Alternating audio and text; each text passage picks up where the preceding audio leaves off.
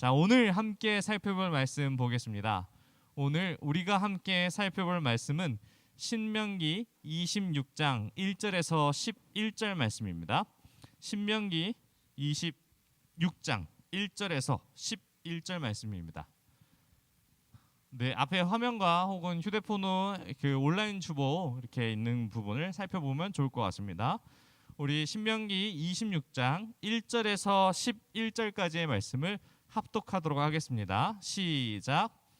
내가 하나님 여호와께서 내게 기업으로 주어 차지하게 하실 땅에 내가 들어가서 거기서 거주할 때에 내 하나님 여호와께서 내게 주신 땅에서 그 토지의 모든 소산의 만물을 거둔 후에 그것을 가져다가 광주리에 담고 내 하나님 여호와께서 그의 이름을 두시려고 택하신 곳으로 그것을 가지고 가서 그때에 제사장에게 나아가 그에게 이르기를 내가 오늘 당신의 하나님 여호와께 아뢰나이다.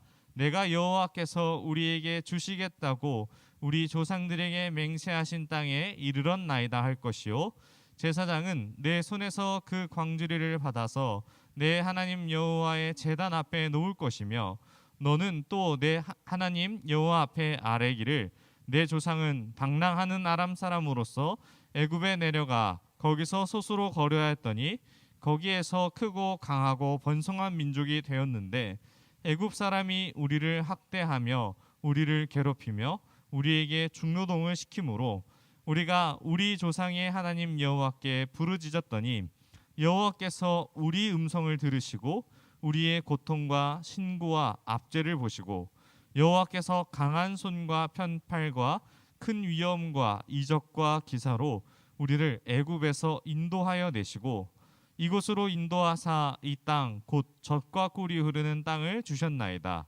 여호와여 이제 내가 주께서 내게 주신 토지 소산의 만물을 가져왔나이다 하고 너는 그것을 내 하나님 여호와 앞에 두고 내 하나님 여호와 앞에서 경배할 것이며 내 하나님 여호와께서 너와 내 집에 주신 모든 복으로 말미암아 너는 레위인과 너희 가운데 거류하는 객과 함께 즐거워할지니라. 아멘. 하나님 나라와 경제라는 제목으로 하나님의 말씀을 함께 나누도록 하겠습니다. 여러분들은 혹시 경제라는 단어를 들으시면 어떠한 이야기가 혹은 어떠한 단어가 먼저 떠오르십니까? 국어지문? 경제. 그러면 우리 여학생들은 어떤 것이 좀 생각나요? 경제하면 뭐니 해도 이게 제일 먼저 떠오르죠. 그죠? 돈. 남자친구들은 돈이라고 하면 가장 먼저 이제 대입될 수 있는 게 아마 축구시장 이적료가 연봉과 이런 것들이 생각날 거예요. 뭐 내 피파 온라인 구단 가치가 얼마냐 뭐 이런 얘기를 많이 하고 내가 입은 옷과 신발과 뭐 휴대폰이 얼마짜리냐 뭐 이런 얘기를 할 텐데 우리가 일상생활에서 이 돈이라는 것을 생각했을 때 뗄래야 뗄 수 없는 가치라고 생각할 수 있습니다.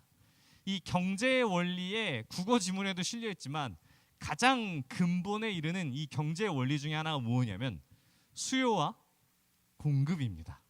기억나시죠? 수요와 공급에 따라서 가치가 바뀌는 것이죠. 우리가 이렇게 생각했을 때에 다시 한 번 더 생각해 보면 이 화폐라는 이 돈의 가치가 절대적인가요? 우리는 이미 이 가치를 알고 있습니다. 절대적이지 않다라는 사실이죠. 우리가 갓난 아이들을 봤을 때에 돈을 쥐어주면 애들이 돈을 갖습니까? 갖지 않습니다. 이 화폐의 가치가 자신에게는 필요 없기 때문에 돈을 필요로 하지 않고 오히려 과자나 사탕을 주었을 때 그 아이들이 받는 것을 잘 알 수 있습니다. 하지만 나이가 돈을 알 수 있는 초등학생 나이가 되었습니다. 1,000원짜리 한 장을 주면 받을까요? 받아요? 잘 안 받아요. 그럼 예를 들면 뭐냐면 이렇게 합니다. 1,000원짜리 한 장과 5,000원짜리 한 장과 10,000원짜리 한 장과 50,000원짜리 한 장을 이렇게 쭉 깔아놨어요. 사지선다처럼. 이 중에 뭘 가질래? 라고 했을 때에 50,000원짜리를 짚은 아이들은 이 돈의 가치가 얼마나 되는지를 알고 있고 많은 걸 갖기 위해서는 이것을 선택할 게 분명합니다.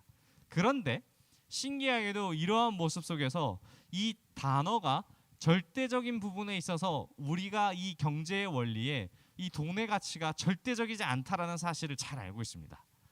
그것이 무엇이냐면 이 돈의 가치가 어떠한 가치로서 반동되는 것이 그 큰 폭이 너무나도 크기 때문에 인간들은 이 내가 갖고 하고자 하는 그 소유를 더 늘리기 위해서 투자라는 개념을 들어갑니다. 자, 그렇다면 여기 있는 여러분들도 아마 우리나라에서 투자를 한다고 하면은 100%다 이렇게 생각할 것입니다. 어디에 투자를 하냐면 바로 집, 아파트에 투자를 할 것입니다. 최근에 아파트 가격이 천정부지로 올라서 많은 사람들이 어려움을 겪고 있습니다.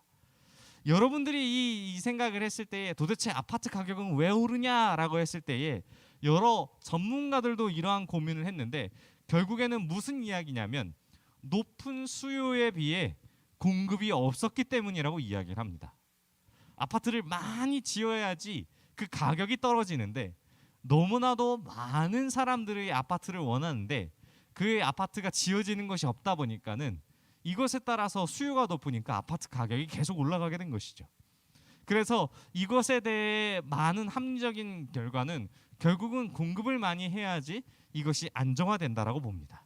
근데 가만히 생각해 보면 우리 안에서 아파트 가격이 올라가는 이유 중에 아주 근본적인 이유가 있습니다.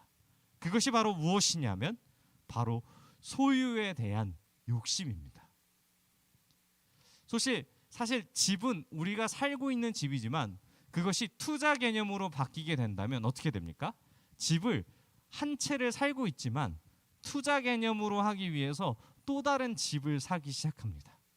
그러면 나는 이 집을 더 많이 소유할수록 내 재산과 내 부가 점점 올라가는데 그 집을 사지 못하는 사람으로 인하여서 그 집은 가치가 올라가지만 결국에는 이 소유와 공급이 맞지 않기 때문에 이 부자는 계속 부자가 되고 가난한 사람들은 더욱더 어려워지는 그러한 형태로 남게 된다고 합니다. 그렇다면 이 집을 여러 채 소유하는 것이 나쁘냐? 라고 했을 때의 또 다른 모습으로서는 이것은 나쁘다라고 볼 수도 없습니다. 하지만 우리가 함께 공동체라는 개념을 놓고 개인의 무한한 이기주의로 치닫기 때문에 이러한 문제가 발생하는 것이죠. 그렇다면 하나님은 과연 이 소유에 대한 경제에 대한 문제를 어떻게 이스라엘에게 말씀하시는지를 오늘 말씀을 통하여서 한번 깨닫게 하길 소망합니다. 자, 먼저 우리가 생각할 때에 하나님은 수요와 공급의 경제 논리에서 벗어난 존재입니다. 하나님이 스스로 원하면은 모든 것을 가질 수 있고 모든 것을 없앨 수도 있는 이 창조주의 하나님의 이 수요와 공급의 원리를 벗어난 존재에게 이 모든 만물에 대한 부분은 필요가 없습니다. 사실 내가 원하면 스스로 만들어내고 내가 필요가 없으면 없애면 되는 부분입니다. 그런데 우리가 말씀을 봤을 때에 이 제약을 두기 시작합니다.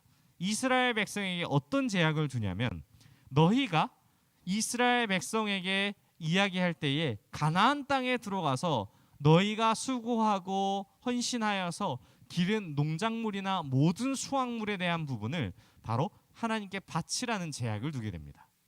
하나님이 어떠한 의도가 있어서 이것을 이스라엘 백성들에게 가르쳐 주기 위함인데 이 소유에 대한 개념을 하나님께서 이야기하고자 하실 때 그 첫 번째 나오는 모든 소산의 만물을 하나님께 드리라고 이야기합니다. 자, 그렇다면 여러분들에게 한번 물어보겠습니다. 여러분이 처음 일해서 받은 월급이나 혹은 알바비를 하나님께 모두 드리라고 했을 때 이 드리는 것이 과연 쉬울까요? 결코 쉽지 않죠. 가끔 이런 경우가 있습니다. 저는 어렸을 때 몰랐는데 나이가 커서 이해가 됐죠. 저희가 이제 설날이나 혹은 추석에 이제 명절에 이 가족들을 봤을 때 용돈을 받지 않습니까? 그럴 때 이제 용돈에 대한 가치나 이런 돈의 가치를 잘 다루기 어렸을 때 부모님들이 이렇게 이야기하시죠. 엄마가 잘 보관하고 있다가 너가 필요할 때 줄게. 근데 그 용돈을 어머님께 드렸을 때 혹은 아버님께 드렸을 때에 돌아옵니까? 안 돌아오죠. 왜 안 돌아올까요? 이미 쓰고 없어졌기 때문이죠. 그러면 이제 어머님이나 부모님은 이렇게 얘기하죠. 네가 입은 옷과 신발이 다 그 비용으로 들어갔다. 네가 배우는 학원의 모든 비용이 그렇게 들어갔다고 이야기를 하죠. 그렇게 될 때에 이 제약이라는 것을 두은다라는 것이 무엇이냐면 그 가치에 따라서 이 경제 논리를 다시 한번 생각할 수 있는 여지를 주기 위해 이 경제의 논리를 가르치기 위해 하나님께서는 제약을 두신 것이죠. 또한 우리 부모님이 우리에게 가르쳐 주시는 것과 동일한 것이죠. 이 모습 봤을 때에 우리의 첫 소산물과 우리가 수확했던 모든 수고한 것들을 하나님께 드리라고 했을 때에 많은 사람들은 이것을 주저하게 됩니다. 사실 하나님은 근본적으로 우리가 드리는 재물이 필요가 없으십니다. 그런데 왜 첫 수확물을 드리라고 말씀하셨을까요? 이스라엘에게 왜 이런 무리한 요구를 하셨는지에 대해서 2절 말씀을 생각해 보면 그 이유가 여기 있구나라는 것을 깨닫게 됩니다. 우리 2절 말씀 한번 읽어보겠습니다. 함께 띄워주시죠. 네, 우리가 함께 읽겠습니다. 내 하나님 여호와께서 내게 주신 땅에서 그 토지의 모든 소산의 만물을 거둔 후에 그것을 가져다가 광주리에 담고 내 하나님 여호와께서 그의 이름을 두시려고 택하신 곳으로 그것을 가지고 가서. 아멘. 계속 띄워주세요. 하나님이 이스라엘 백성에게 첫 수확물을 모두 제물로 드리라고 말한 이유는 무엇이냐면 2절 말씀의 마지막을 보면 그의 이름을 두시려고라고 이야기를 합니다. 여기서 그의 이름을 두신다라고 하는 의미가 무엇이냐면 우리가 우리의 소유물을 표시했을 때에 예를 들면 우리의 소유된 학용품이나 가방이나 어떠한 그 특별한 물품에 내 것을 표시하기 위해서는 뭐라고 합니까? 견출지나 혹은 내 이름이 쓰여진 스티커를 인쇄하여서 내 물건에 그것을 표시하지 않습니까? 곧 이 이야기는 하나님께서 모든 소유의 물질이 나로부터 돼 있다라는 것에 있어서 그것을 확신하기 위해서 이스라엘 백성에 가르쳐 주신 것입니다. 너희가 가나안 땅에 들어와서 너희가 수확한 모든 소산의 이름에 내 이름을 두는 이유가 그 소유가 바로 나로부터 됐음을 이야기하고 계신 것이죠. 그래서 이 소유물을 하나님께 모두 드림으로 말미암아 여호와의 제단 앞에 내려놓았을 때에 바로 이 땅에서 모든 것의 주인이 누구인지를 기억하게 되는 것이죠. 그래서 계속해서 한번 말씀을 보겠습니다. 이 5절 말씀을 띄워주세요. 5절 말씀 함께 읽겠습니다. 시작. 너는 또 내 하나님 여호와 앞에 아뢰기를 내 조상은 방랑하는 아람 사람으로서 애굽에 내려가 거기에서 소수로 거류하였더니 거기에서 크고 강하고 번성한 민족이 되었는데. 이 하나님은 이스라엘 백성에게 다시 한번 이 출애굽에 나온 이야기들을 하기 시작하시죠. 이 이스라엘이 번성하여 큰 민족이 될 수 있었던 이유가 무엇이냐라는 것을 이야기하기 시작하시죠. 그것은 바로 나 여호와 하나님이 인한 것을 말씀하고 계시며 6절부터 9절까지의 말씀을 보면은 하나님의 은혜로 애굽에서 노예 생활을 벗어나 가나안 땅을 주셨다라는 것을 말씀하시고 너희가 누리고 있는 모든 것이 하나님으로부터 왔음을 말씀하고 계십니다. 하지만 여기서 우리가 다시 한 번 더 생각할 부분이 무엇이냐면 이 신명기의 말씀을 이스라엘 백성이 받았을 때에는 가나안 땅을 받지 않았고 농작물의 그 모든 수확물을 자신이 갖고 있지도 않았습니다. 이미 하나님께서 이스라엘 백성에게 주실 것을 미리 예견하신 것이죠. 그런데 수중에 내 물질이 있습니까? 아니요, 없습니다. 그렇다면 하나님께서는 이스라엘에게 요구하시는 것이 무엇이냐면 너희가 누리게 될 것을 예상하고 미리 어떻게 살아가야 될지를 하나님께서 말씀하신 것입니다. 우리가 다시 처음으로 돌아가 돈에 대한 부분을 한번 살펴보겠습니다. 현재 우리가 가지고 있는 수중에는 많은 돈이 없습니다. 그런데 갑자기 우리에게 로또가 당첨되어서 수중에 통장 잔고에 10억이라는 돈이 들어왔습니다. 상상 한번 해보겠습니다. 여러분, 이 10억이 생기면 무엇을 하겠습니까? 나에게 당장 10억이 있어. 바로 학교 때려치고 이자만 받아 먹어도 웬만한 사람의 월급이 나옵니다. 10억. 엄청나죠? 1억에 대한 이자가 지금 한 10만 원, 15만 원 하나요? 정확하게 저는 알지 못하지만 예를 들면 뭐 10만 원이든 15만 원이든 많게는 20만 원이든 뭐 20만 원이라 가정을 했을 때에 그러면 10억이라는 돈을 은행에 넣었을 때 한 달 은행 이자가 얼마나 나냐면 200만 원이라는 돈이 나옵니다. 그러면 내가 일을 하지 않아도 200만 원이라는 돈이 계속 통장에 불어나는 거죠. 여러분 한번 상상해 보십시오. 10억 무엇을 하겠습니까? 마땅히 생각이 나지 않죠. 어떠한 집을 사거나 내가 차를 사거나 혹은 먹고 싶은 음식을 먹거나 혹은 좋아하는 신발이나 어떠한 액세서리나 이것들을 다 산다 하더라도 정확한 방향성이 없으면 마땅히 내가 수중에 돈이 많이 들어왔을 때에 그것을 사용을 할지를 어떻게 할지를 방향성이 잡지 않습니다. 바로 하나님은 이스라엘 백성에게 이것을 이야기해 주신 것입니다.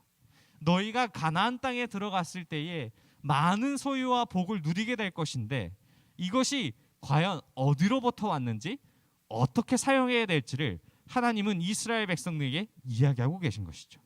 그래서 하나님은 이스라엘 백성에게 이것을 이야기하셨을 때 너의 모든 소유의 주인은 바로 나다.